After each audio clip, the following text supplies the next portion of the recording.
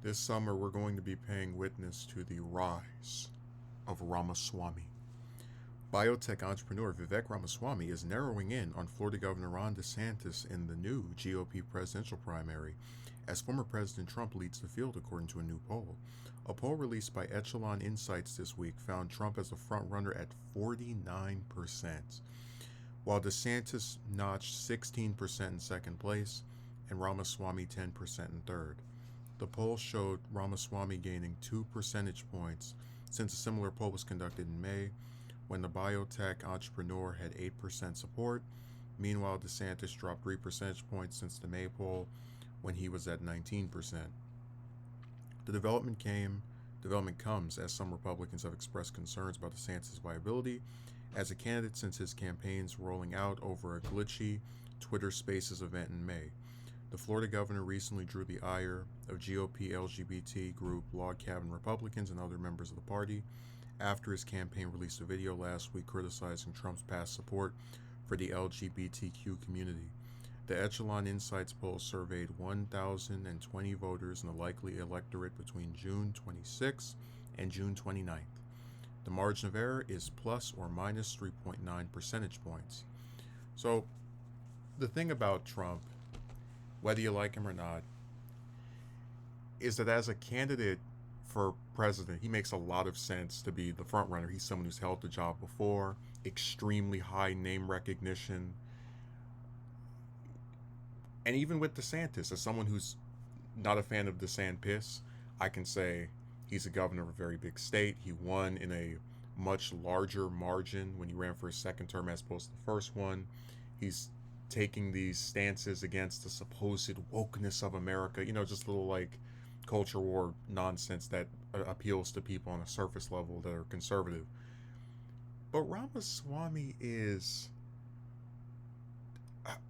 I'm I'm really perplexed and just disturbed that someone as milk toast and as uninteresting as that guy, at least based off this poll, is the third choice for the Republican. I mean, I've done plenty of videos about Haley and her insanity, but at the very least, you've got the only woman in the race, so automatically they're gonna like think that's something that makes her stand out. Former UN ambassador, South Carolina governor, just and tied to Trump more so than a lot of the other people by being his in his cabinet. So at least with her, I can say, all right, well, this is someone who, again, I may not necessarily like the positions of, but I kind of can see their lane. The only things Ramaswamy has done that are remotely unique to him are apparently have a campaign staffer try to edit his Wikipedia article to make him look cooler and try to get everybody else running to pledge that they would pardon Trump regardless of whether he gets convicted or not of anything, and call to raise the voting age to the highest it's ever been at 25, with the exceptions of people that are in the military or past the civic, just a series of different exceptions. The point I'm making is this is a guy who I really don't understand how anyone can find him appealing. And honestly, if it were a choice between him, Trump, and DeSantis, I probably would pick the latter two because at the very least they're people who've held office before. They're people who I can understand the appeal of to some extent or another. I even said before that besides all of his criminal investigations, there have been multiple instances where Trump will come out and say something that is kind of like left leaning, like we were talking about how the Republicans shouldn't cut Social Security, even though he tried to do that when he was president, but nonetheless. So both of them are people I can sort of, in an objective way, see the appeal of. But I humbly ask the Republican voters, whoever the nominee is, and I don't think I have to ask them too much because we already see that Trump is at almost 50%. This guy's 10%, and that's another thing that you'll look at a poll and be, oh man, that's impressive. This guy was at 8%. Now he's 2 points up, but then he's still 40 points down from the actual person in front.